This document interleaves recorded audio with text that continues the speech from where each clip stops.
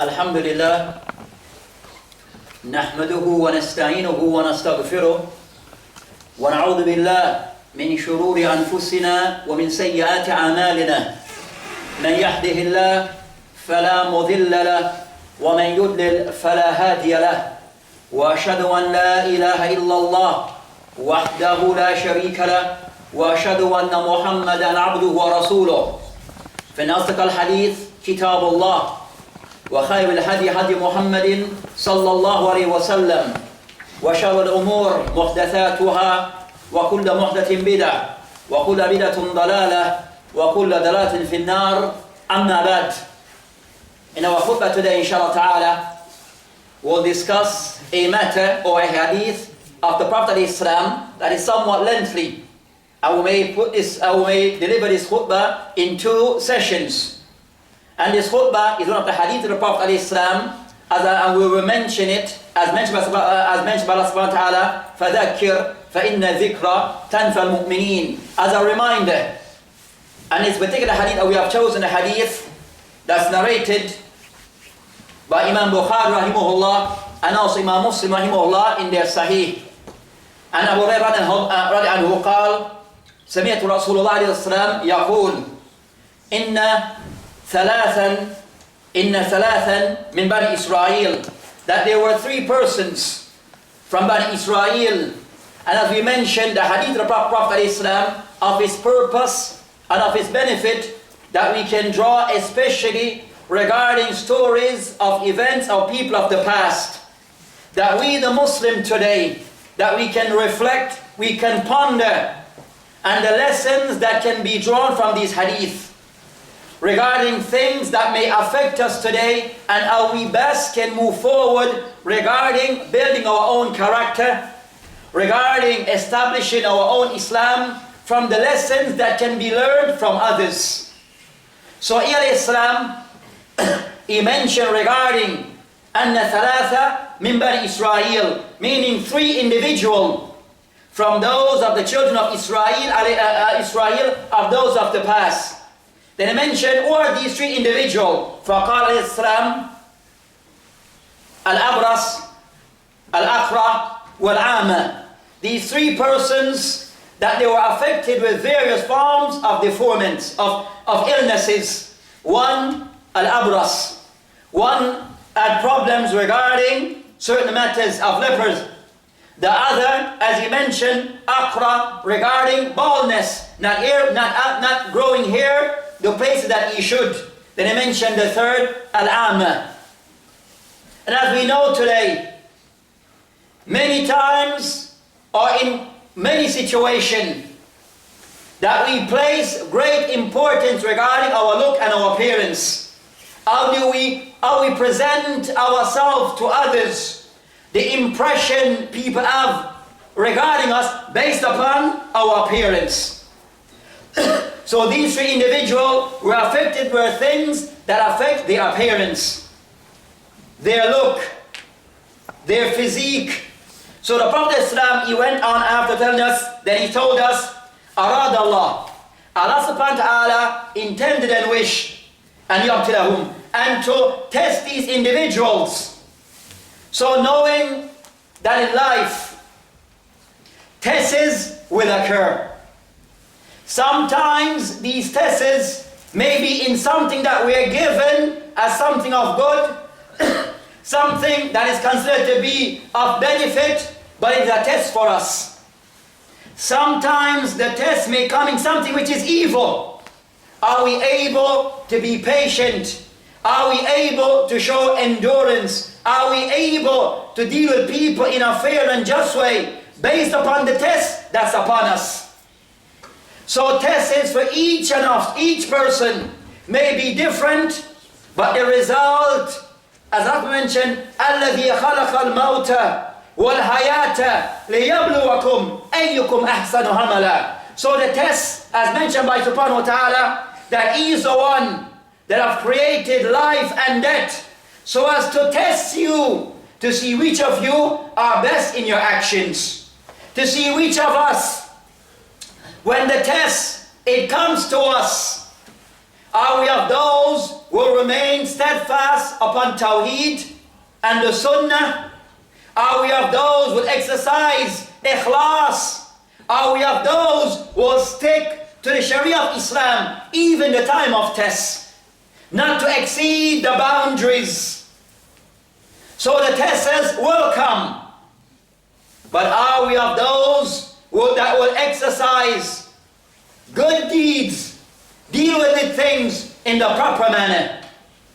So the Prophet Islam, he went on regarding that these persons were tested. فَقَالَ فَبَعْتَ إِلَيْهِمْ مَلَكًا. So an angel was sent to these people as a form of bringing that test to them.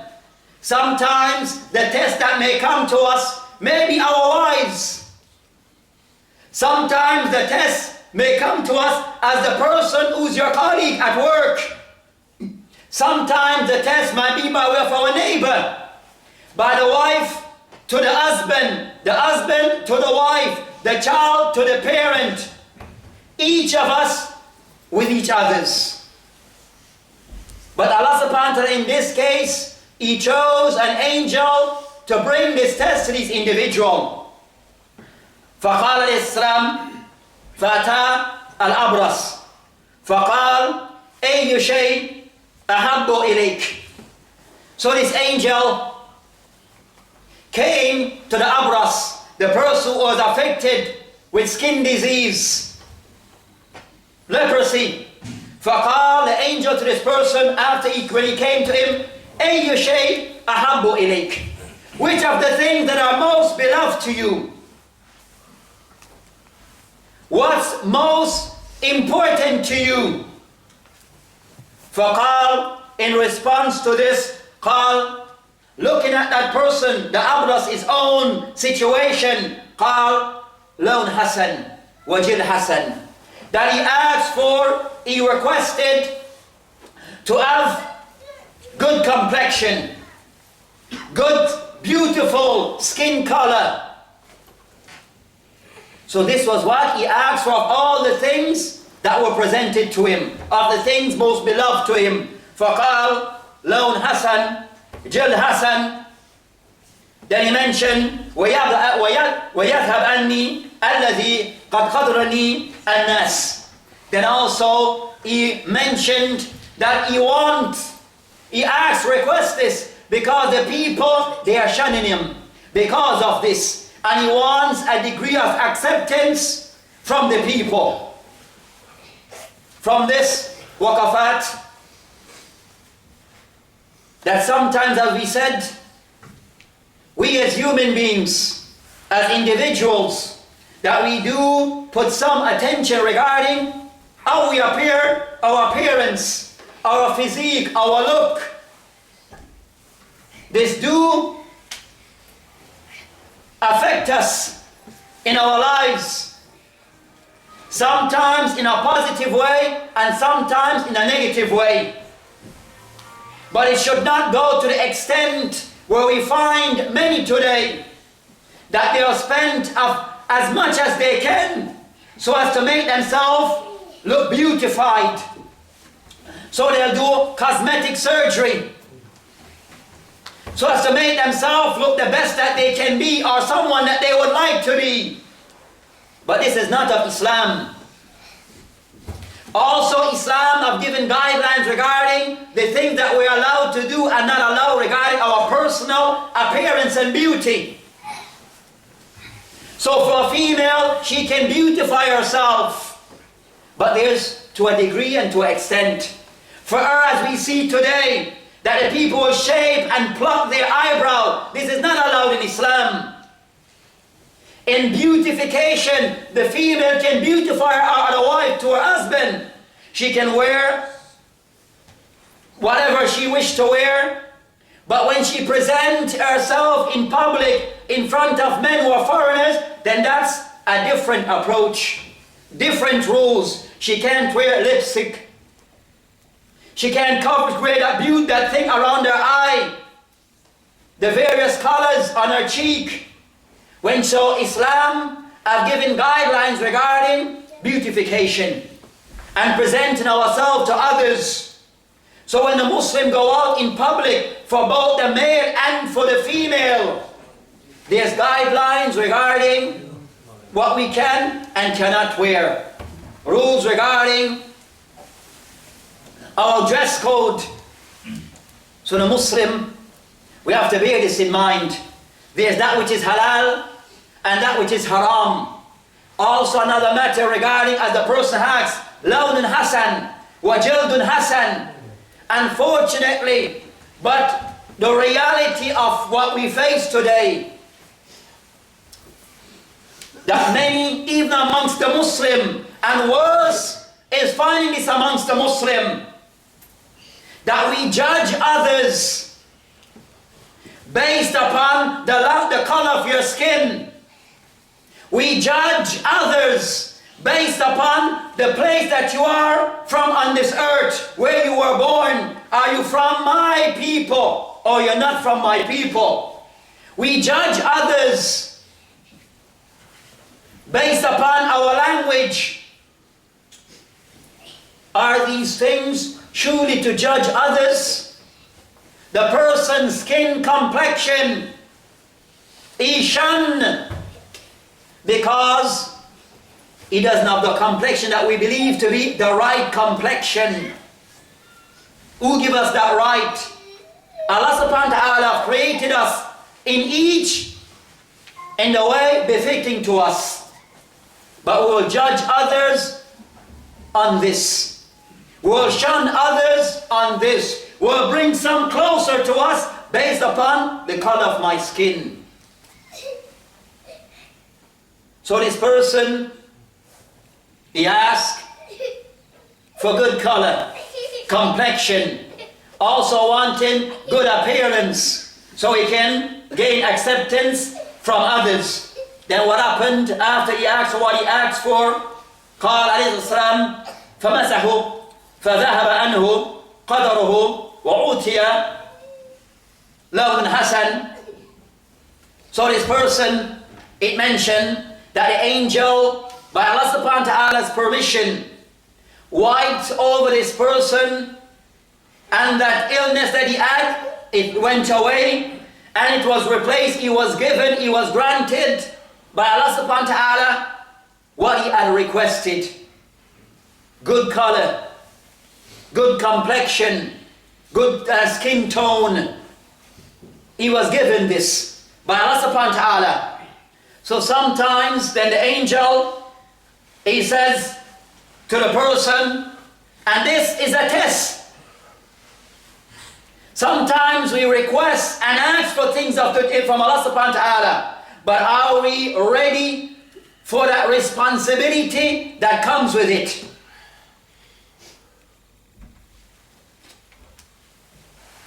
فقال an angel again to this person, أي مال أحب إليك? Which of the things of the wealth of this dunya is most beloved to you? أي مال أحب إليك؟ قال الإبل أو قال البقرة شك الراوي.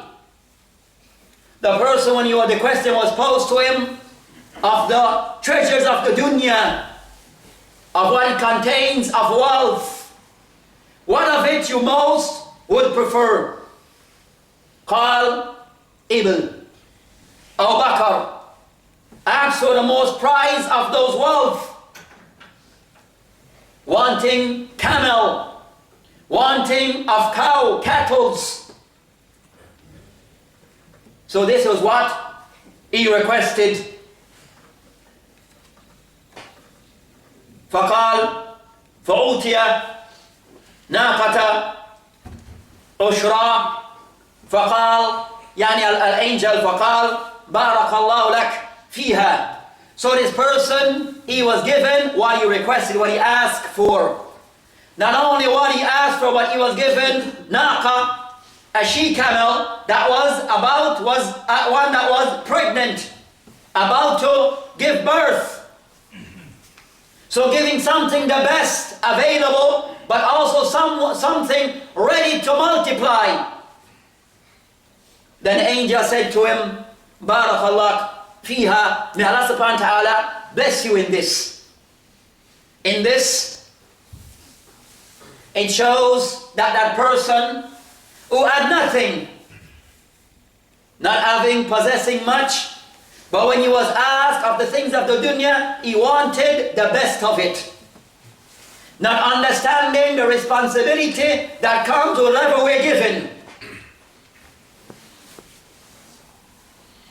But he requested the most, the highest.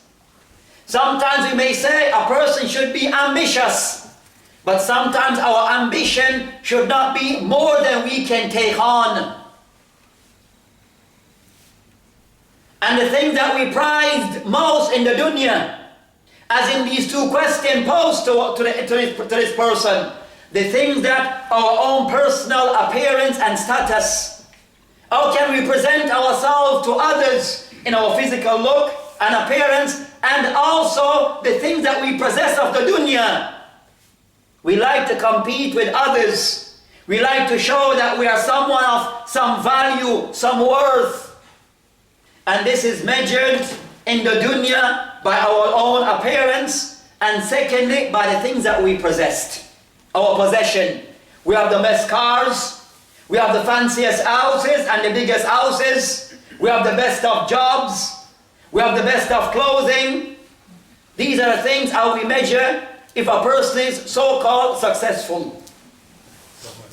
Allah subhanahu wa ta'ala, He mentioned in His book, Inna akramakum inda Allah atqakum, that the people, the one inda Allah, with Allah subhanahu wa ta'ala, not with manas, inda Allah, the one who's most noble is that one who's most God-fearing.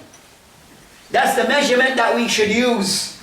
Having wealth, as the angel says, Barakallah fiha. But are you of those people of taqwa?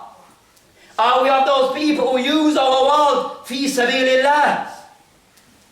Do we use our wealth fi ta'atillah? That's the question we need to ask. Not to use our wealth to buy another restaurant, but we're selling alcohol. Not to use our wealth to buy another store, but we are selling cigarette, we're selling alcohol. So are we using our wealth fi sabilillah?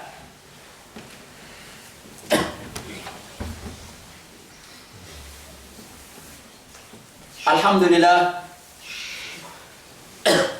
wassalatu wassalam ala rasulillah wa ala alihi wa ashabihi wa man sara ala sabilihi ila yawmiddin, amma ba'd.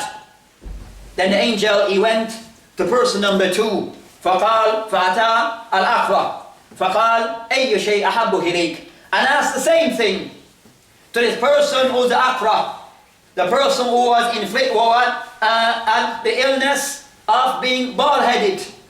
Again, his appearance was affected. And when he asked as to what he most treasured, then he mentioned Shar Hassan. He wanted hair to make himself look presentable. Then again he was asked regarding Ayyumal Ahabbu Hilayk, and again he asked, in his case for Bakr, he asked, and in this case for Bakr, and he was given. Just as in the first case, the angel Masahu wiped over him, وَعُوتِيَ Mal Bakr Washar Hassan. So he was given as he asked, as in the same scenario as the one who came before him. Then he was said, Barakallah, Barakallah fiha. May Allah subhanahu wa ta'ala bless you in this. Huna, as Muslim, that of the things that we are taught in our Islam, this Islam, the best of religion, ad-din inda Allah, al-Islam. So of those things that Islam have taught us through our Prophet Islam, and in this case of the angel, that when we see Allah subhanahu wa ta'ala have blessed, have granted someone anything of the dunya, then of the things to say to that person, Barakallah.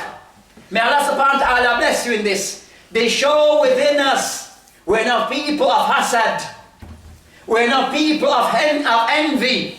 We're not people who want what other people have. But we are grateful for what Allah subhanahu wa ta'ala have given, who He has given.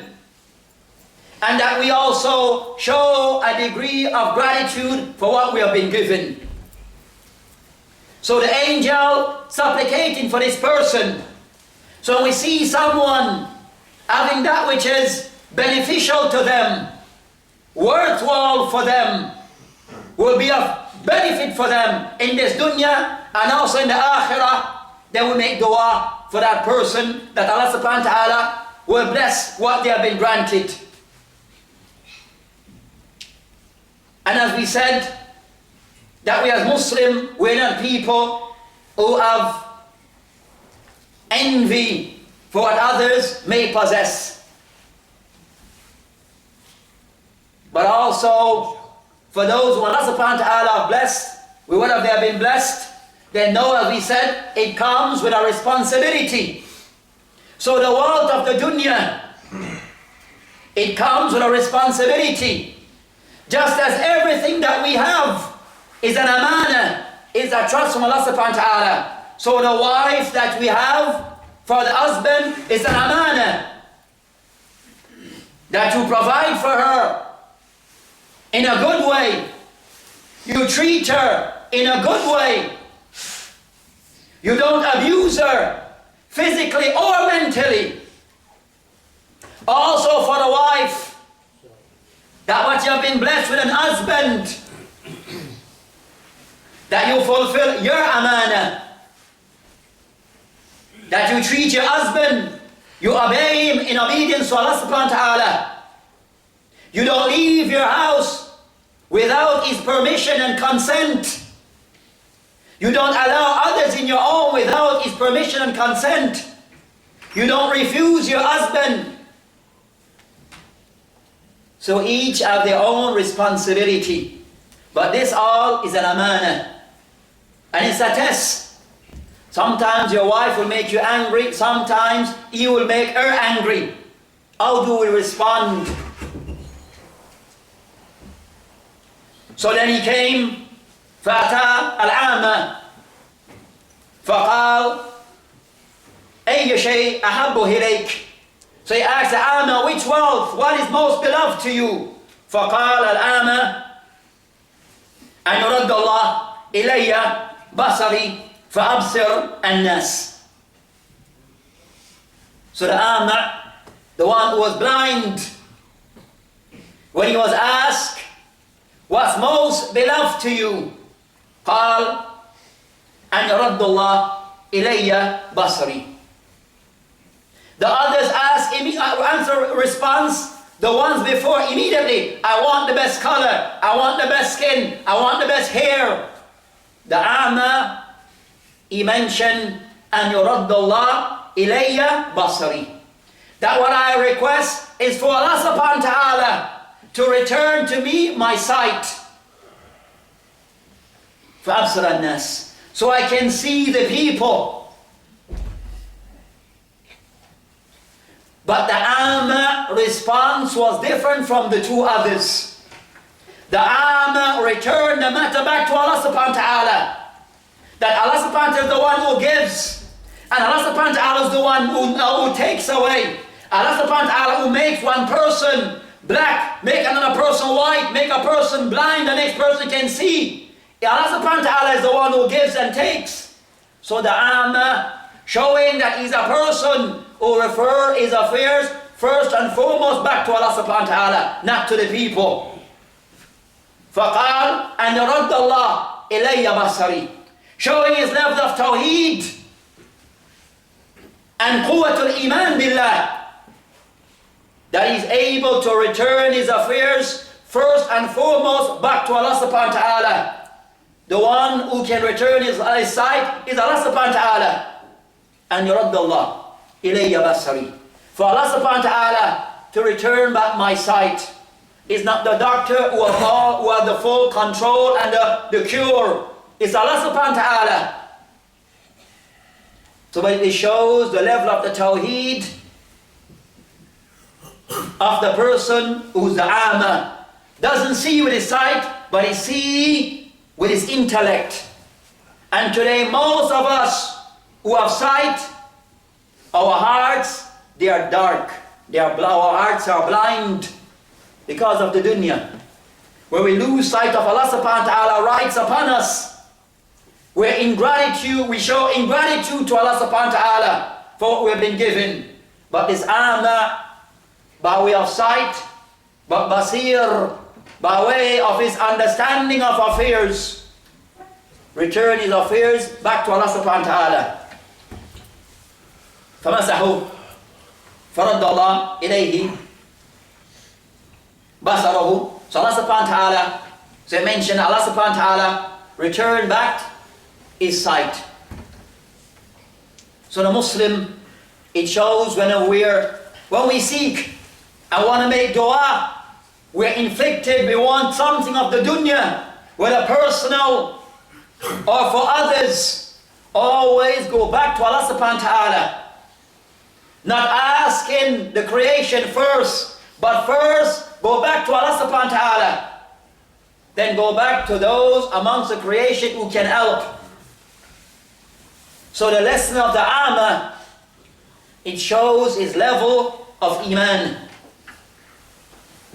Is tawakkul ala Rahman, that he went back, placed his affairs in the hands of Allah subhanahu wa ta'ala, not in the hands of the creation. Nothing occurs except by Allah subhanahu wa ta'ala's permission. But the Muslim, we have to take heed to this. فقال فأي مال أحب إليك قال الغنم فأوتي شاة والدة فأنتج هذان وولدت هذا. Then it mentioned that he asked for the ama, asked for something simple, just some ghanam, some livestock, sheep, goats, simple to manage. Then Allah subhanahu wa ta'ala gave each what they requested. Not only what they all received was multiplied, showing a degree of success in the dunya. When our business, what we possess, we can multiply, make it increase. We see this as success. We see this as that it heightened our status, it increased our status amongst the people. This may be the case, but is this the case with Allah subhanahu wa ta'ala regarding how we fulfill our duties and responsibilities? With this khutbah, inshallah ta'ala, we'll complete it in the next setting that we have open, inshallah ta'ala, khareeb. وبالله التوفيق وهذا السبيل والآخر دعوانا الحمد لله العالمين وأقيموا الصلاة.